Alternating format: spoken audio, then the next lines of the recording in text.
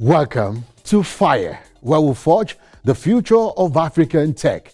I am Dapo Aruwajoye, the TechnyFire, and welcome to TechnyFire. Today, we're tracking a revolution happening on two fronts. First, we meet a young visionary who's flipping the script on data ownership, putting power and profit back into the hands of Africans. Then, we take you into the war room, where the architects of our AI-powered future are drawing up the blueprints. This isn't just about code and conferences. It's about the clash and collaboration between grassroots genius and high-level strategy. So, are you ready to see who's building the future? But first, let's ignite the landscape. This is Tech News on Fire.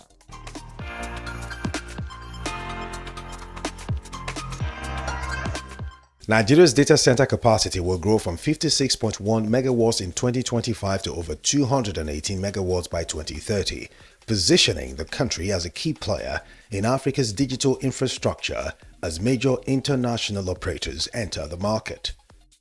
Nigeria launched the National Payment Stack (NPS), demonstrating instant settlement between PalmPay and Wema Bank in its first transaction.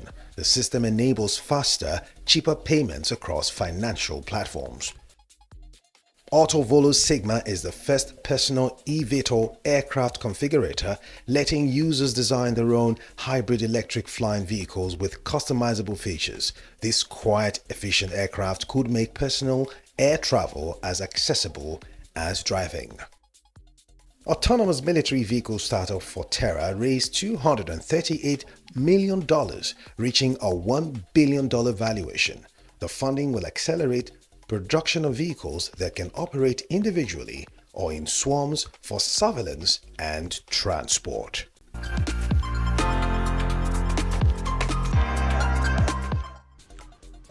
Welcome back. For decades, Africa's data has been a vast, untapped, and often exploited resource. A digital gold rush where the miners weren't from here. Our first guest is here to change that forever. Imagine a marketplace where your data, from medical records to crop yields, is an asset you own. You contribute it securely and you get paid for it in tokens. This isn't just an app. It's a declaration of digital sovereignty. It's a power shift designed to fuel African-led research and innovation.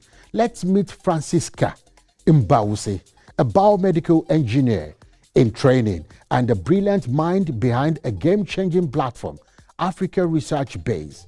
Forget fragmented data and foreign ownership. Francisca is building a decentralized blockchain-powered vault for African data.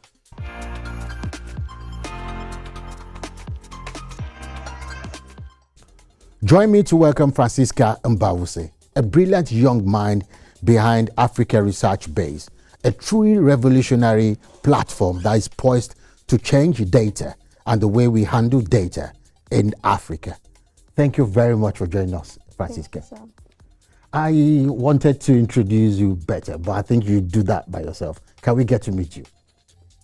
My name is Francisca Mbanwusi. I am a biomedical engineer in training, and my specialty is around research science and health informatics. My interests are around data, blockchain technology adoption in Africa, and policy advocacy conversations around blockchain technology. I am very passionate about infrastructures that push innovation around Africa, and infrastructures that allow more youths to participate in innovation, research and development in Africa. You forgot to mention that you are from the University of Nigeria, Nsukka, right? Is it? I might have purposely left that. Okay, where I met you, let's take it from where I met. I met you at Solana Hackathon. And you won the second place for the DeFi, right? Yes, sir. Yeah, tell me about it. Well, the hack for the Solana Students Summit was intense, and that was about my first Web3 hackathon. And I remember that I just got back from the hackathon at the Institute of Genomics and Global Health. That was where I had the inspiration to contribute to, solving the problem of research in Africa. Then I was still there at the time when I reached out to some of my friends and told them, you know what, let's do something for the hackathon. And then we started working. It was a sprint of a few weeks, and then we developed our MVP, submitted, and then we, came second place in the DeFi track. An MVP, for those that don't know, is a minimum viable product. Wonderful. So tell me about the Africa Research Base, your product, your platform. Tell me about it. Africa Research Base is a platform that allows for the decentralization of data, specifically African data. So the idea is that data as it exists currently in Africa is fragmented across institutions. It's not like it doesn't exist. It does. The African continent is a data producing continent, but we do not have a central structure that allows for the aggregation of this data. And so when people that need it to work, let's say people that do things around AI, machine learning and predictive analysis, people that do things around that, around those spheres, do not have enough to work with. So the platform is a data repository for African data. Users can contribute and get tokenized rewards for contributing. So unlike what exists in status quo, where if you are uploading your data wherever, let's say the research papers that people are very familiar with, you upload your research paper, you submit it, you have to pay auto processing fee. But here we are saying that data is useful to the African continent and we want to reward you for contributing it. The idea is in the next few years, we want to build a data aggregator that is solid enough for innovators, researchers, builders to come see the realities of the African continent data-wise and be able to make use of it. And when you say we want to reward you, what do you mean? Can you explain the tokens, the token part of it? So the token part of it is where, when I use the word decentralized data repository, that's where it all comes in. So when you sign up on the platform, you get a wallet attached to it, either the embedded wallet on our platform or an external wallet that you can connect to it. Then when you upload the data, you accumulate points that has a token equivalent that you can convert to USDC and then withdraw it as actual money. What is USDC for those that don't know? You have to explain a lot. USDC is a stable coin. Okay. All right. I can understand that there are some non-technical people around, but the way you have USDT as a dollar, a stable coin with a dollar, peg. That's how you have USDC too. It's just basically what's it called? Cryptocurrency. Yes. So users can accumulate the tokens when they upload their data there. And the idea is that as you upload the data on the repository, you get a share button that allows you to talk about it on social media. So as you talk about the level of engagement that you get there, the level of interaction that you get on that data allows you to accumulate the tokens. And then because the token has a USDC equivalent, you can withdraw it, you can spend it, you can do whatever you want with it. So you can withdraw and spend it and do whatever you want with it. So what stage is this, your innovation, what stage is it now? We are still beta testing. There are a lot of features that are not live now. We are still beta testing. Right after the Solana Students Summit, we entered the Colosseum Hackathon 2, which is a global Solana hackathon. We entered that, and what we did at the time, we launched a beta testing where we gave priority access to some users. So those ones will have, first-hand view of new features that will be shifting. But for now, what you have now is that you can sign up, you can see the points you're accumulating, you can upload your data, you can interact with the ones that other people have on the platform right now. That's where we are. Obviously, the work will continue as time goes on. We did all of that for the purposes of the hack sprint, just to show people what is possible with this platform. But as time goes on, more features will be added. We have a lot in store. But biomedical engineering, that's what you're studying. So how come, I thought you'd be doing more of tech in medical. So how come are you diversifying or what are you doing? Yes, I think the word is diversifying. Is it okay to say that I like to do lazy work? I like to do lazy work in the sense that, for very obvious reasons, I never wanted to do the part of biomedical engineering that would require a lot of heavy lifting. And at the early stages of my education, right when I was in 100 level, I started doing a lot of, writing research here. What level are you now? I am 400 level now. Okay. So I started doing a lot of writing, reading. I published, I have a published work too, And in my pursuit of all of this, I knew at some point that I am interested in healthcare. I'm also interested in research, and I wanted to do something around that, something around the region. So that was when my interest in biomedical research science and health informatics started growing. Then I decided to specialize in that rather than the regular engineering thing that most people know. Okay. So what next for you? What next for me is that obviously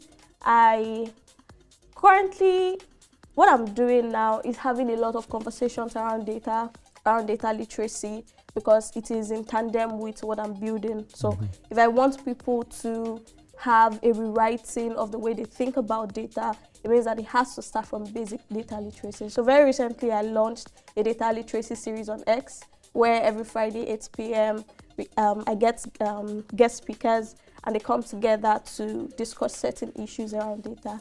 The title is Data is Everyone's Business. So more than that, having a lot of conversations around adoption of blockchain technology in Africa, because when you talk about blockchain technology now, most people think it's just about cryptocurrency. It's just these Web3 boys and those sort of things, but blockchain technology is a lot more than that. It's about the infrastructure that can change things around conversations, things that are very problematic in Africa, basically. So those are the conversations I'm having now, and that's what next for me. As a matter of fact, most of the plans I have, for engagement on my socials next year are revolving around this. Wonderful. The way you sound, people will think everything has been smooth for you, the process. Can you tell, because there are people watching now, young people like you, that are aspiring to step into your shoes. Can you tell them, has it been easy or they should endure? Easy? No. It has not been easy at all. There are days when I doubt myself. There are days when I am scared of what I'm building. It's a rough terrain. It's a new terrain, right? And it means that there are sometimes that people would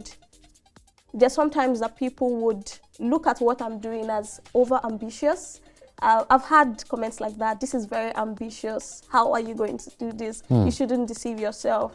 Right, so about it being easy, it has not been easy, and being the team lead and having to coordinate my team members, having to get them to work every day, it has not been easy too. So if there's any young person that wants to be in my shoes, I can only tell them to be very audacious with their dreams and to be delusional enough to work towards making those dreams come true. I wake up every morning and I tell myself that I can either succeed in this or succeed in it. So, and you chose to succeed. Every day I work towards making sure that happens. The outcome is uncertain, obviously, like everything you do in life, but I'm enjoying the process. And I look back at the person I was some months back. That's not the person I am now. And I think it is the growth and the refining of the person that you are during the process of building or doing new things for yourself. That's the most important thing. Amazing. I've learned so much from you, just within some short period we've been here. So finally, you've looked at you looked back 5 months ago. Let's look into the future. 5 years from now, where do you find Africa Research Base? What is it going to be doing, and where do you find yourself? Where I see Africa Research Base in 5 years' time is that we would have built a very solid infrastructure for African data, such that people across the continent can make reference to it, researchers can use it, innovators, builders that need data to validate their product ideas or to build health tech solutions or things of the sort can use the infrastructure to do things for themselves. And most importantly, I see it at a place where even the global market could come look for insights on the repository. I see Africa Research Base as that infrastructure that would allow people to see. And I also see it as the infrastructure that would lead and empower the next generation of researchers and innovators in Africa. And apart from the uploading data and the getting rewarded thing I talked about, there is a decentralized autonomous organization that is embedded in it that allows us to fund early career researchers, give them micro grants. So if you notice now, especially people that finish their final year projects, they might do something that's really amazing and it all dies down because there are not enough funds for them to carry on with it. So we hope that the next 5 years we would be at the forefront of giving hope to people like that. And where I see myself in the next 5 years, I see myself leading a product that is very successful. I see myself in rooms where I have conversations that influence blockchain adoption, policies in Nigeria, in Africa. I see myself being a digerati.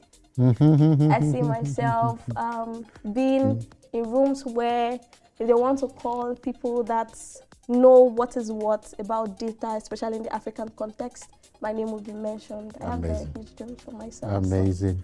So. I wish you good luck. Thank you, sir. Thank you very much, Francisca. Thank you. I've learned so much from you today. I'm glad you did. Thank you so much. And I do hope you've learned so much from Francisca also, because I've learned so much. That's our Upstarter for this week.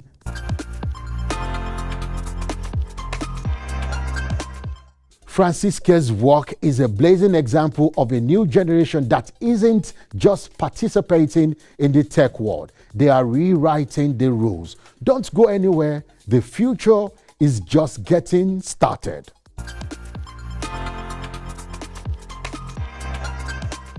Now, from the brilliant mind of one innovator, we scale up to the collective brainpower of a nation's tech elite.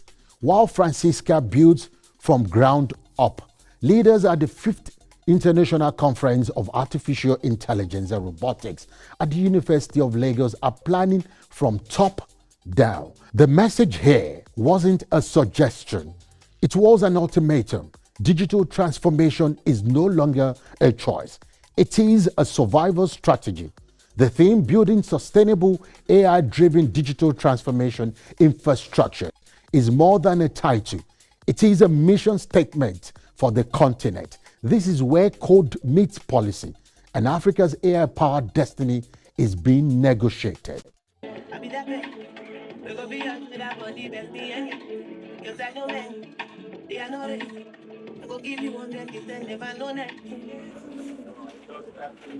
As I saw, I was thinking I would raise up about like as Put your hands together for Dr. Chika. At University of Lagos, we are taking giant strides in leading AI research and development for the nation. Just last month, we launched the Open AI Academy for Africa here in University of Lagos. By the end of this month, we will be launching the world-class AI lab at what we call the Unipod, donated by United Nations Development Programs. We are committed to raising the standard in educating, in empowering, in also improving the level of AI deployment in Africa. This year's conference theme is Building Sustainable AI-Driven Digital Transformation Infrastructures for African Economies. And this theme could not have come at a better time. If you look at what is happening on our continent, digital transformation is no longer a luxury, it is a necessity. As nations embrace the possibilities of AI, it has become crucial to develop infrastructures that are sustainable, inclusive, and contextually relevant. We're talking about systems that not only solve our immediate challenges, but also empower us to create long-term prosperity. At Merge ICAIR 2025, we are not just talking about AI, we are defining what AI means for Africa. We are charting a path where technology aligns with our values, cultures, development, and our priorities. We're exploring how AI can enhance education, agriculture, security, governance, and creative industries. while at the same time ensuring that our innovations are ethical and inclusive and resilient. When we speak of AI helping us to leapfrog, we should begin to see the value. For Africa and Nigeria in particular, the AI movement presents opportunities and responsibilities. If anyone is in this auditorium and is still asking if AI will transform our economies, possibly such a person is in a wrong way. But for whatever consideration we can help, but such to answer, it's we. AI is already transforming economies. What we are asking as a nation and the context of this conference is whether we will be active architects of the transformation of passive recipients of technology designed elsewhere for other contexts and priorities. The theme of this conference, Building Sustainable AI-Driven Transformation Infrastructure for African Economies, is timely and aligned with our national priorities. It recognizes a fundamental truth that sustainable transformation requires intentional infrastructure. So, what this is saying is that it goes beyond technological infrastructure, but also regulatory, ethical, educational, and institutional framework that ensure AI development and deployment serve our collective interests. Therefore, actually at NITSA, we are having different kinds of programs where we also exclusively focus on hardware because we identify this gap that most of the accelerator programs, incubator programs, they focus mostly on software. But as you said, for some problems, I mean, with your specific problem you want to solve, you cannot use software, right? You need something tangible, you need to use hardware. And that's true for, I would say, most of our most pressing problems. So that is why, we should put more focus on hardware-based startups as well. And not just go with the trend and focus on software. Take, for example, some parents are in underserved community. They don't have access to internet, or they don't even know what neurodivergence means. So what we do is to first sensitize them, right? Make them understand trying to bridge the knowledge gap between neuroscience, cognitive issues in a layman terms. And we'll try to deploy our solutions to voice AI. We are powered by we received a grant from 11 labs, and which basically powers our AI screening. So what we do is when we go to underserved communities, we do conduct a kind of a neurotype screening, a 7-minute neurotype screening with our AI agent Ada, and it does it, and within 7 minutes, a parent can understand the child's neurotype, whether the child is dyslexic or has ADHD or other cognitive needs, and it doesn't just stop here. Immediately, we pass the conversation to the nearest behavioral psychologist or the teacher that is suitable for that particular child. So that's one way we're trying to leverage based on the reserve community and the resources we have at the moment. We moved from not having anything automated like a typewriter, etc., to digitalizing everything and to getting things to generate themselves. So that's what we call generating AI. So there has been a journey of technology in the process of moving from first industrial revolution all the way to fifth industrial revolution. And it was in the fourth industrial revolution that artificial intelligence came with other things like big data, Internet of Things, augmented reality, virtual reality, etc. The AI didn't just come alone, it came with the fourth industrial revolution and it came with a lot of things. The only thing that made it distinct is because AI behaves like, from the name artificial intelligence, it behaves like how natural intelligence behaves, but in an artificial way, because those things are not human.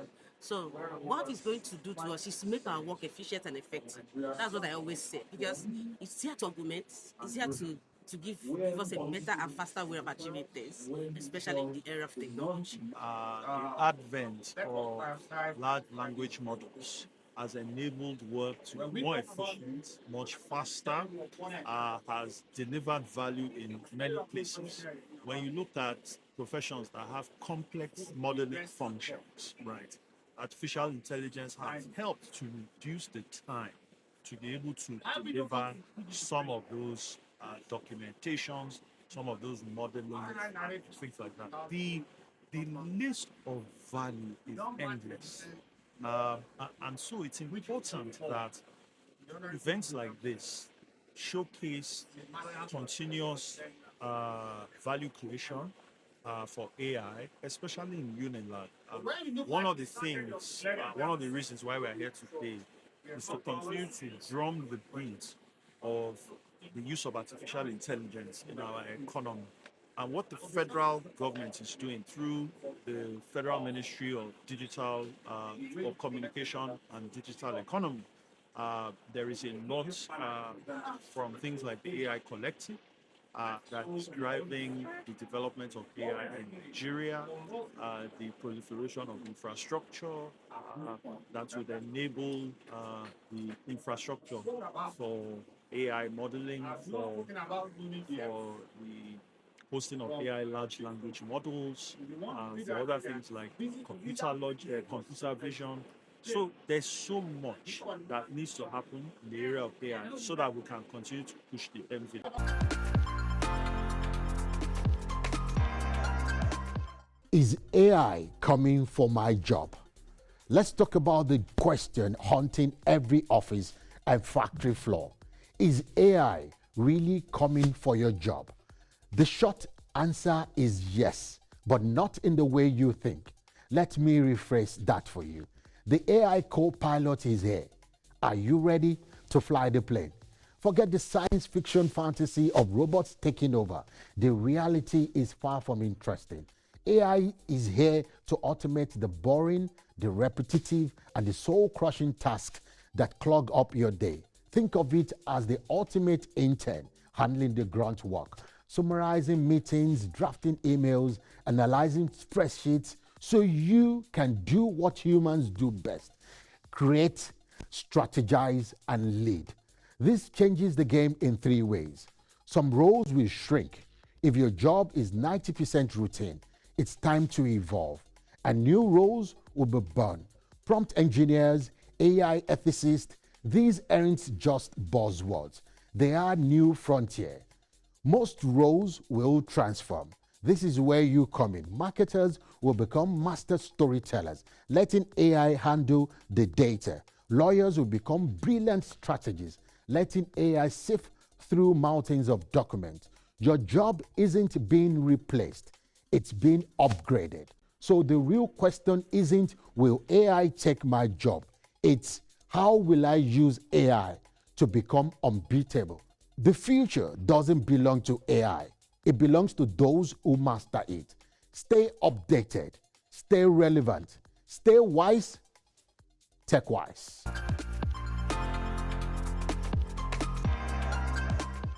Now, let's hear from you. Thank you for your continued engagement. Your feedback fuels our fire.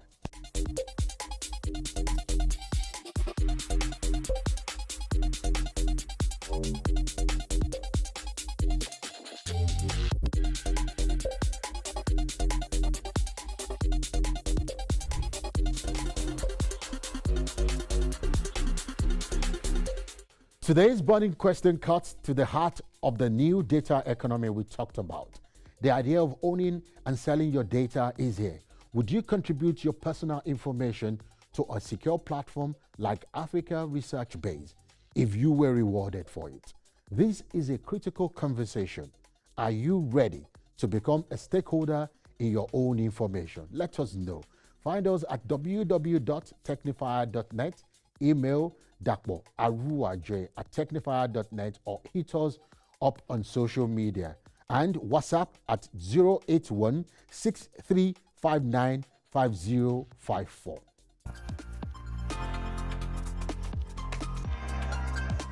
And that's our show. from the individual genius building a new data economy to the national strategies architecting our AI future. One thing is clear: the destiny of African tech is being forged right now by us. The future isn't something we are waiting for. It's something we are building with every line of code and every bold idea. Until next time, keep the tech flame burning bright. I am Dapo Aruwajoye, signing off on TechnyFire.